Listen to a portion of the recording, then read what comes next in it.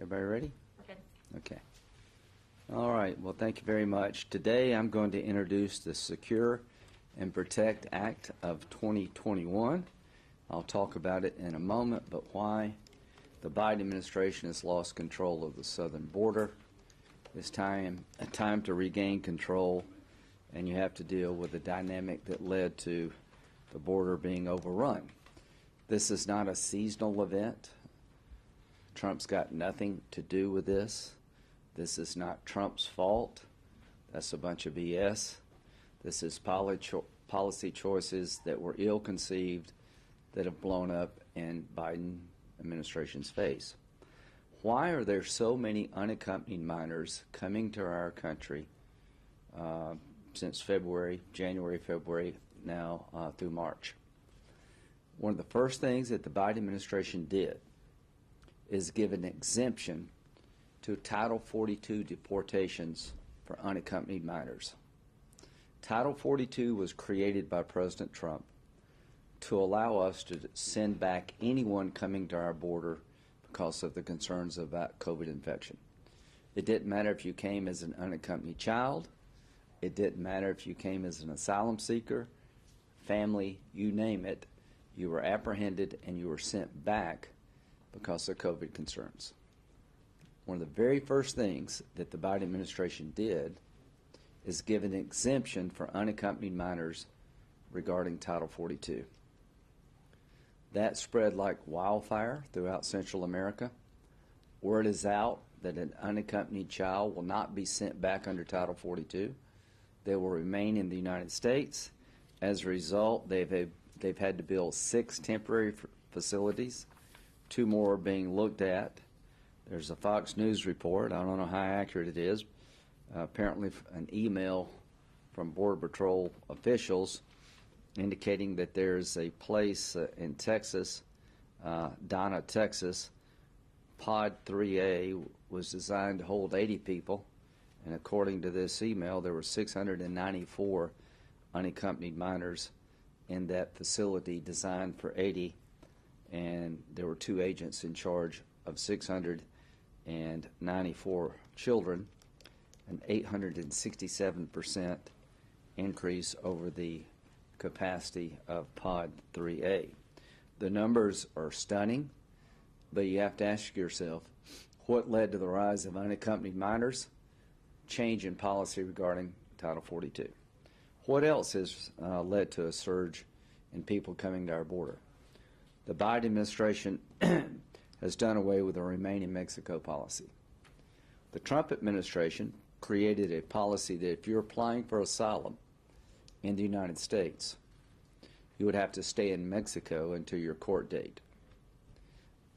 Thousands of people were kept in Mexico under this policy. Tens of thousands of people. What happened? When word got out that you no longer are released in the United States, you have to stay in Mexico for years to await your court date, the flow of asylum seekers almost stopped. Because people are not going to pay $10,000, $20,000, $30,000 to go to Mexico for 4 or 5 years. They were paying to get to the United States, to be released, and they never show up. So it's time to take back the border, and the Secure and Protect Act would turn off the flow, in my view. So what do I do? Under the Flores court decision, if a family unit is apprehended at the border claiming asylum or any other situation, the minor children can only be held 20 days, which requires you to process the family in 20 days or break it up or release the whole family. Working with the Trump administration a couple of years ago, they told me that if you had 100 days to process families, then you could adjudicate the family unit. You would not have to let them go. You could hold them together in humane conditions, and they would be priority in terms of adjudication. Under the Democratic regime, families were routinely being released into the country because of the Flores decision put the government in a box. You have to release the children. What do you do with the mom and dad or other adults? This 100-day change would allow us to adjudicate the family as a unit and never require us to release them in the United States, where they seldom come back for their hearing. We have a quirk in our law. If you're a minor child from Mexico or Canada, we have the legal authority to send you back to Mexico or Canada. But if you're from a non-contiguous nation, like the Triangle countries, Guatemala, El Salvador, there's no authority for us to send the unaccompanied minor back. I changed that. The Secure and Protect Act allows us to send unaccompanied minors back to their home country, even if they're not from Canada or Mexico. The biggest change of all is to change the asylum standard that's being abused. Under the current law, if you show a credible fear, that's the initial screening standard, you are allowed to be processed and have a court hearing on asylum. With a 1.5 million backlog, it could take you years to get that hearing. The credible fear standard is too low, so we change it to increase the requirement to pass the screening test to where it's more likely than not you're going to be harmed. 80% of the people pass the credible fear standard, but when it comes to final adjudication, the final asylum standard, only 10%. 80% pass the screening test, 10% make it through the adjudication process. So what the Secure and Protect Act does, it changes the credible fear standard to make it a higher initial screening standard, which means that there'll be less people having to wait for a final determination. Most asylum seekers are not coming because of fear, but because of economic distress. The asylum standard has been completely abused. It is being used by cartels and human traffickers, and they're telling these poor folks all over Central America, once you get to America, claim asylum. You're entitled to a hearing. They will release you in the United States, then you can go anywhere you want to go.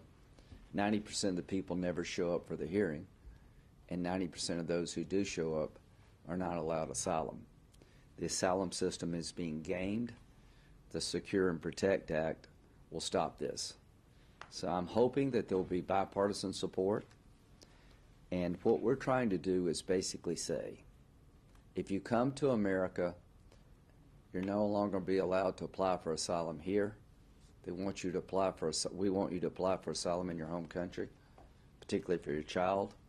And if you show up on our border, we're going to send you back to your home country. You can apply for asylum there. Then we'll give you a court date here. You can show up for your court date, but you won't be released within the United States.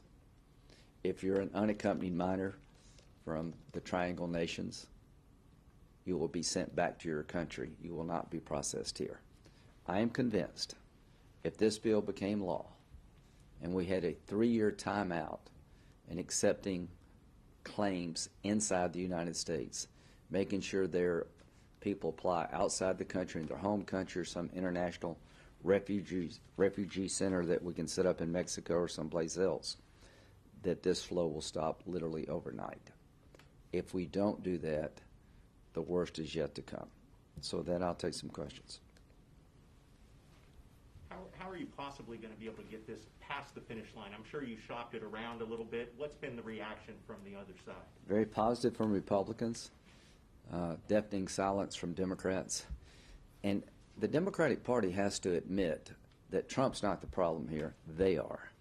The Biden administration, by giving an exception to unaccompanied minors from being deported under Title 42, has created a flow problem that we haven't seen before.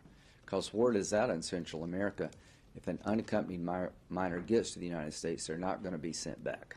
Most of them are released into the country, and again, they never go back to their home country. Once it got out that the Remain in Mexico policy has been abolished, the number of people coming to seek asylum is going through the roof. So you'll never change that dynamic until you change the law. So I will talk to Senator Durbin here in a bit. I am for dealing realistically with people who've been here for a long time. I'm for doing something with the DREAM Act population, doing something for TPS folks. Count me in for trying to deal with people who've been here a long time with no place else to go. The price is to control the border. We're not going to legalize one person under these conditions. Can you imagine what would happen if the Congress actually passed the DREAM Act without addressing the underlying problems at the border? There would be a run on our border like you've never seen before. If it got out, hey, 1 million people just got legal status who'd been here for decades, don't you think people throughout the world, particularly the Northern Triangle, would take that as an incentive to come? So we cannot possibly pass any legalization legislation until we regain control of the border. I'm not asking for merit-based immigration. I'm not asking for fundamental overhaul of the immigration system to do the DREAM Act. I'm asking to stop the pull factors that are leading to this surge before we even have a serious discussion about legalization. Senator Graham, I wanted to ask you actually about the Saudi proposal for Yemen to solve the crisis in Yemen and what you I haven't read all the details, but I appreciate it being made. I think it's a step in the right direction, and I'll get back with you about.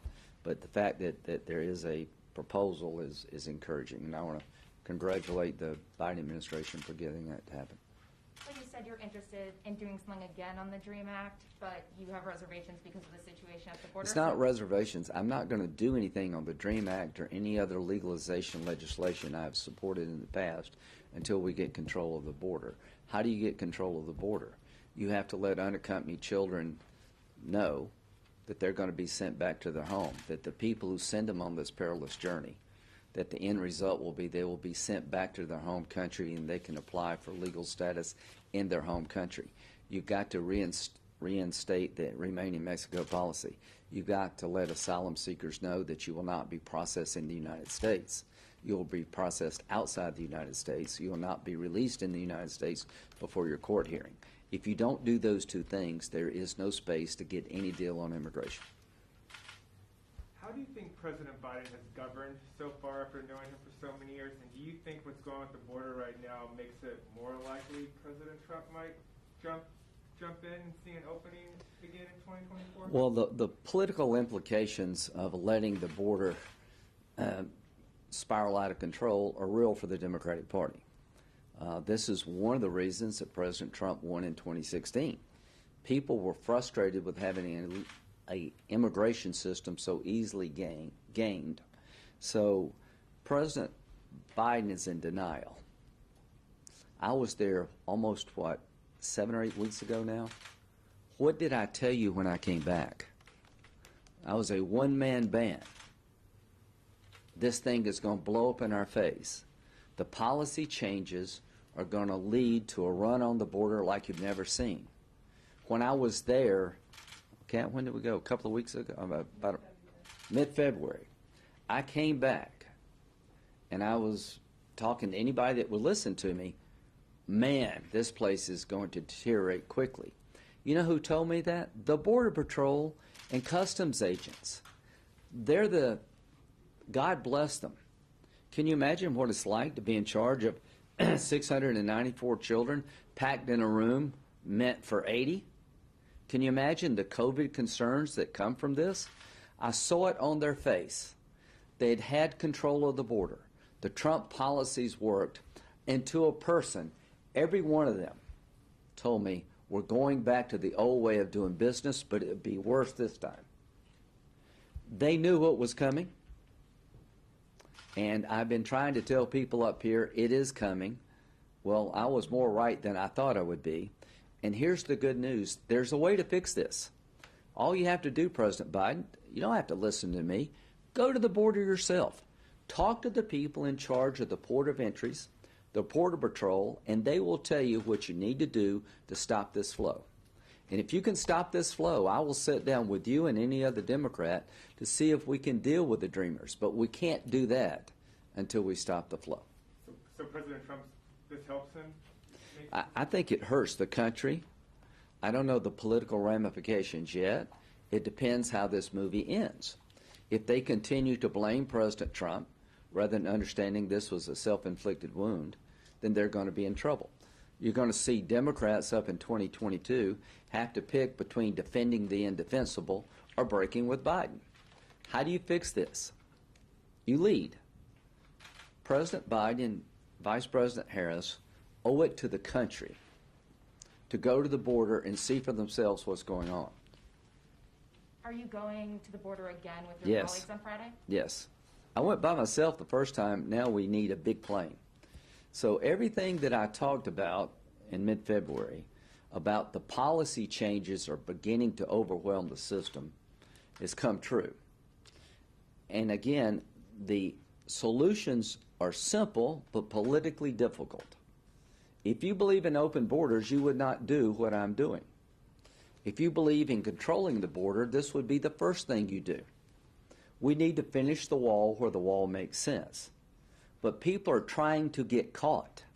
They're not trying to come in under the fence or over the fence. They're going to the first Border Patrol agent, a point of entry they can find, and they're turning themselves in. They're claiming asylum because now they know their claims will be processed in the United States, not Mexico.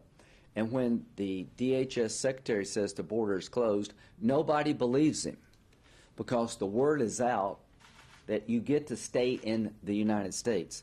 6 facilities have been created to hold unaccompanied minors in the last 6 weeks. 2 more are being created. You're on track for over 1 million people to come to our border. And they're not coming to avoid detection. They're coming to get caught. They're coming to claim asylum and game the system. And the Biden administration has turned on the faucet. It had been turned off. And to expect an immigration bill to pass in these circumstances is just complete denial of the reality that exists in the country and at the border. If we legalize one person without doing this first, you would have multiple millions come. Oh, 500 new immigration judges, is that enough?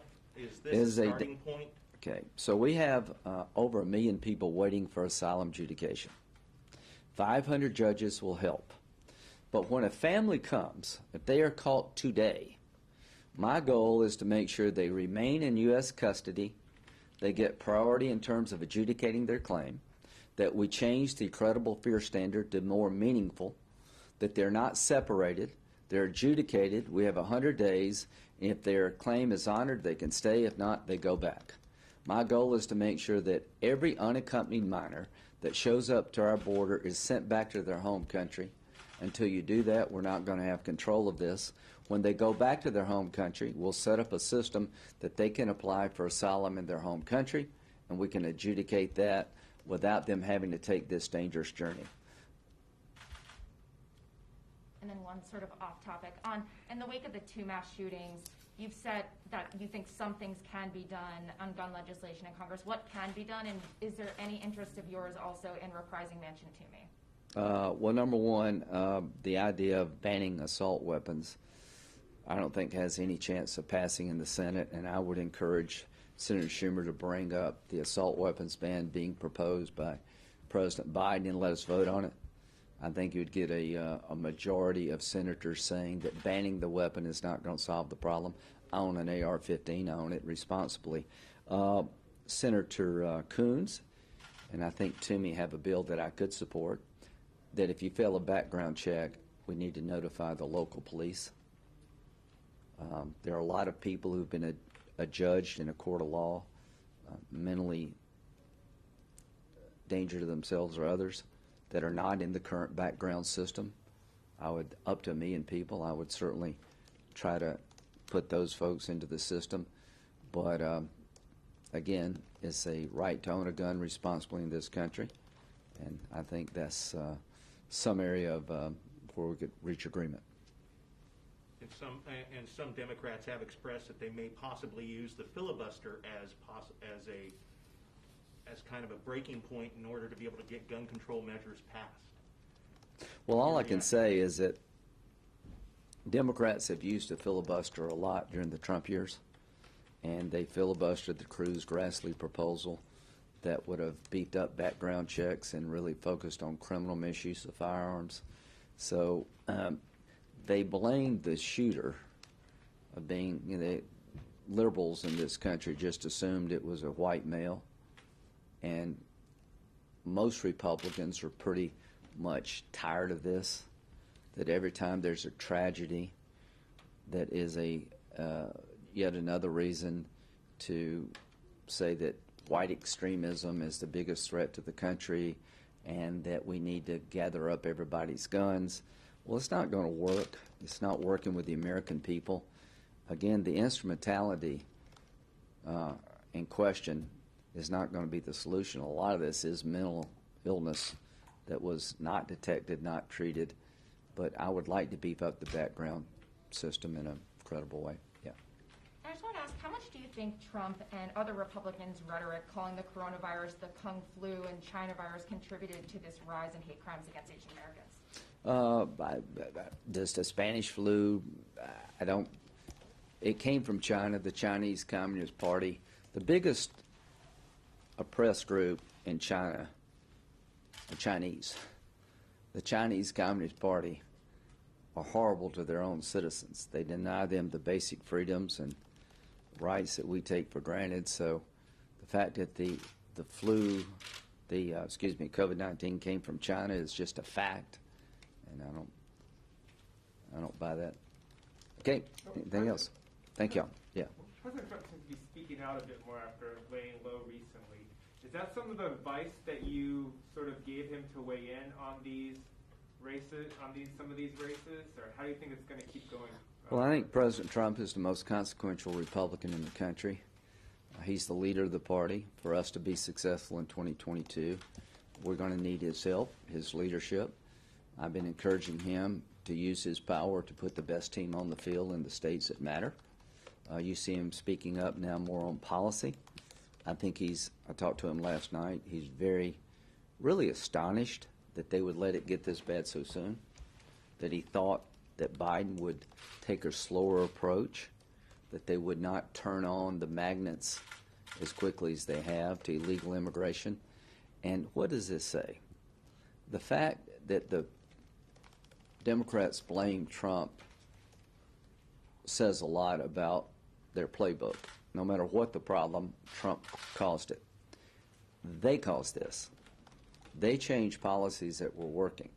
When they gave an exception to Title 42 deportations for unaccompanied minors, it spread like wildfire. That's why you have so many. When they do away with the remaining Mexico, that's why you have more asylum seekers. So the fact that President Biden has not visited the border is pretty astonishing to me. I was there in February. I talked to the DHS secretary yesterday. I said, my friend, I would like to work with you. I would like to do something for the Dreamers. But we can't do that until we regain control of the border. And it's got to be a real clear action, not just message. You can't say the border is closed. The only time this is going to change is when the planes land with the children on the plane back into the country where they left from. The only way this ends is when the people who show up to claim asylum never get to stay in the United States for a period of time to break this surge on the border. If you're not willing to do those two things, then you'll never regain control of the border, and you'll never have a successful immigration reform legislation, because you would have to be delusional to believe that legalizing people now, under the current situation, would not lead to more illegal immigration, a run on the border like we have not seen before. So I don't know what it is over there.